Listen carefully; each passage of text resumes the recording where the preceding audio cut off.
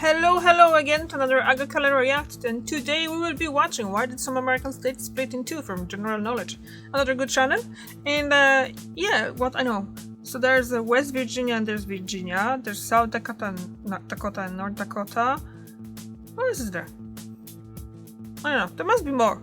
Okay, let's just learn something new, because I can't come up with another. When you look at a state map of the United States, you notice a few of them have the same names. Oh, yeah. North Carolina, North Carolina, South South Carolina, Carolina. Virginia and West Virginia, North Dakota and South Dakota. These are states that, in one way or another, split up. Although some split upon statehood, others after it, and others way before the US were even a concept, putting into question if they are really states that split up, or just states that originate from the same territory, thus sharing a similar name. In addition to those states that do share a name, there are also other ones in the US that were formed out of the territory of existing states or which originate from common colonies, even though they today use completely different names. Kentucky, which was a part of Virginia, Maine, which was a part of Massachusetts, Vermont, which was a part of New York, Rhode Island was a part of the Connecticut colony too, before setting off on their own, among others. US unorganized territories were once very large and encompassed what are multiple states each as well. For the actual cases of states splitting up, the US Constitution admits this possibility even today, as long as that internal secession is approved by the first state's government. So in this video, we're going to dive deeper into this topic, understanding which states split up and why, in addition to which originate from the same colonies and or territories.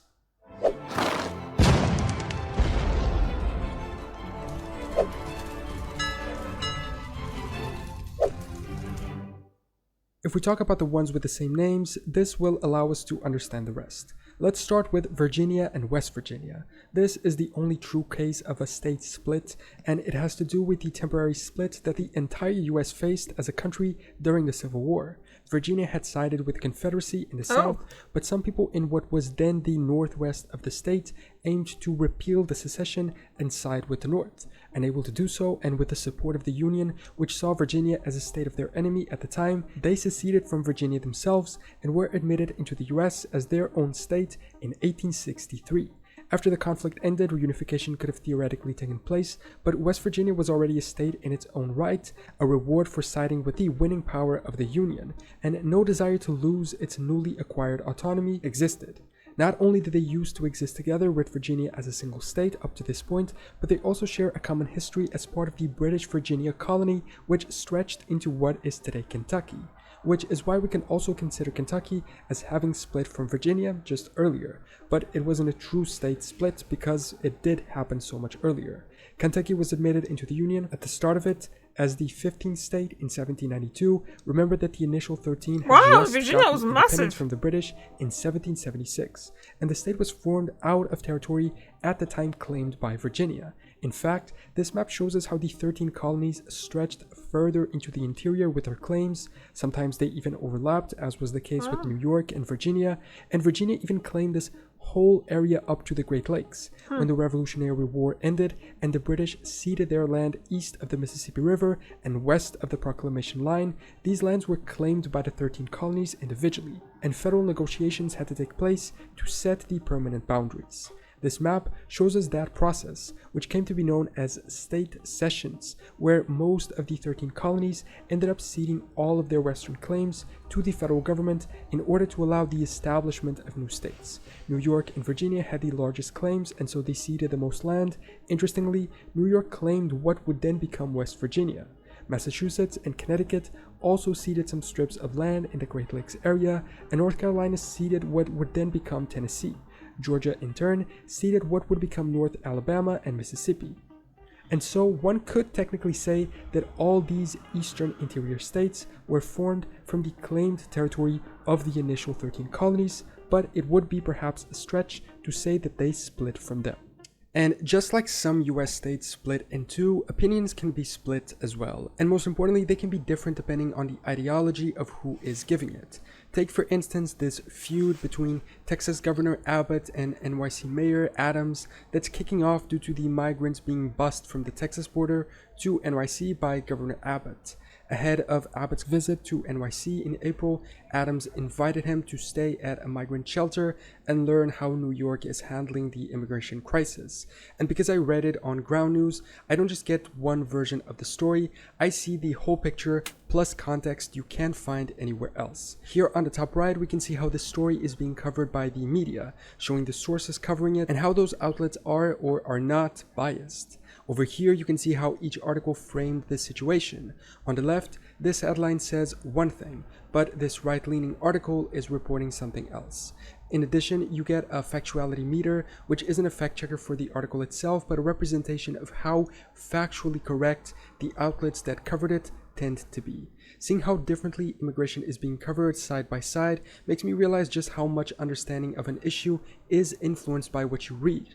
In summary, Ground News lets you expand your perspective and escape manipulative algorithms that reinforce media narratives and bias by giving you the context no one else is giving you, allowing you to draw your own conclusions. That's why I partnered with Ground News again for this video and why I highly recommend you try it out, as they're a really good way to read your news with balance. So go to ground.news/knowledge to subscribe for 40% off the plan I use, their Vantage subscription, or start for under $1 a day.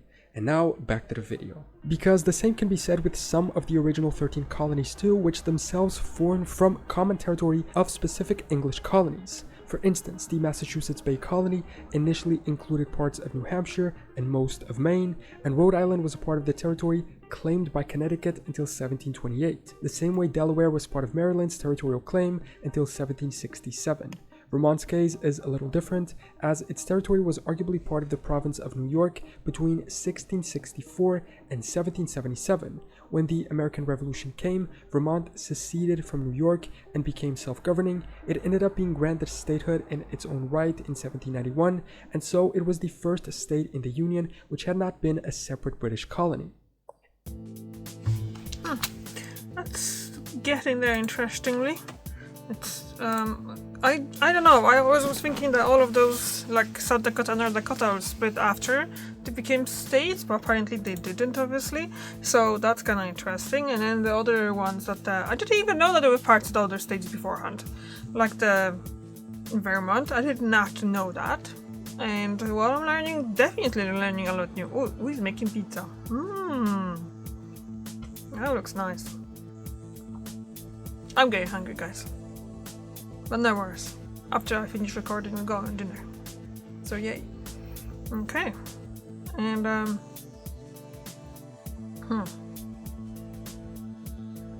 travel insurance from just €10.05. Okay, almost there. And we're back. So let's go here. And let's put the volume back on in here. Move on to the second example of two states sharing a name, North and South Carolina. We see a similar situation. Initially being united and including Tennessee's territory, the province of Carolina was an English colony between 1663 and 1712, being named after the Latin Carolus, the translation of King Charles's name. Due to having different needs and plans for both parts of the colony, the English decided to split it in two.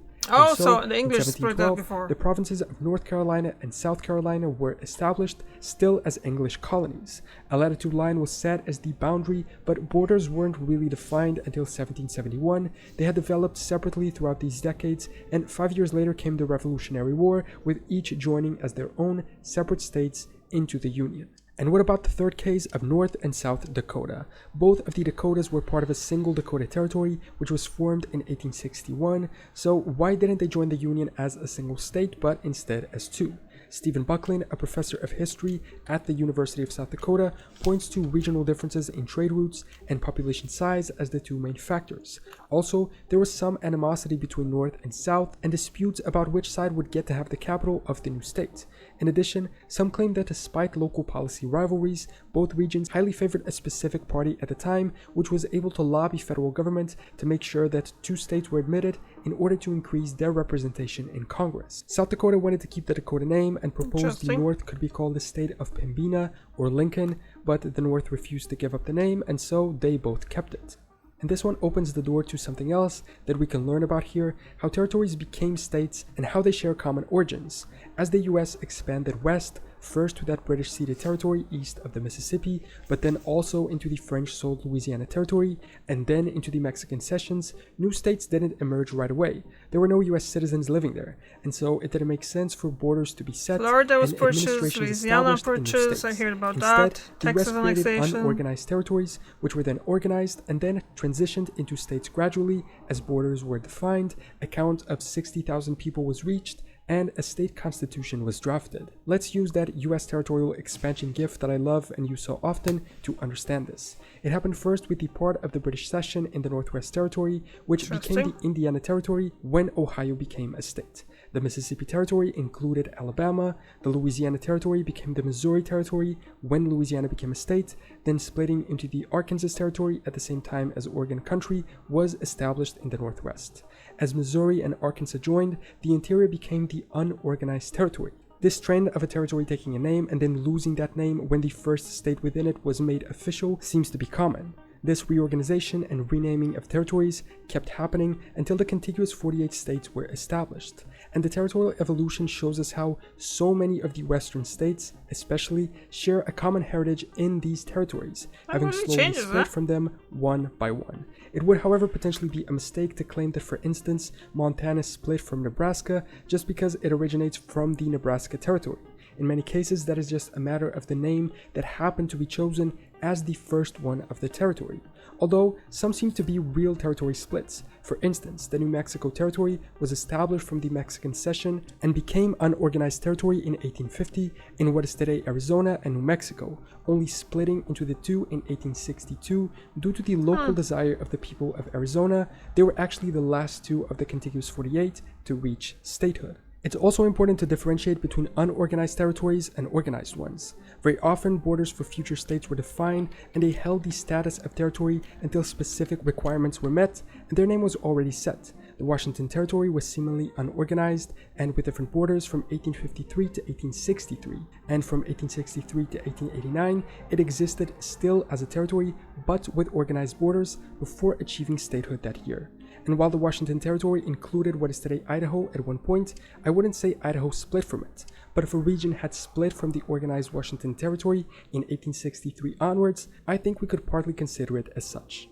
So, that is an overview of US states that split up, either from Old English colonies, from early US states, or from US unorganized territories. What do you think about this? Do you think any of these states should get back together? Or are there any other states you think should split up today? Let me know in the comments. Thanks for watching, remember to subscribe, and I will see you next time for more general knowledge.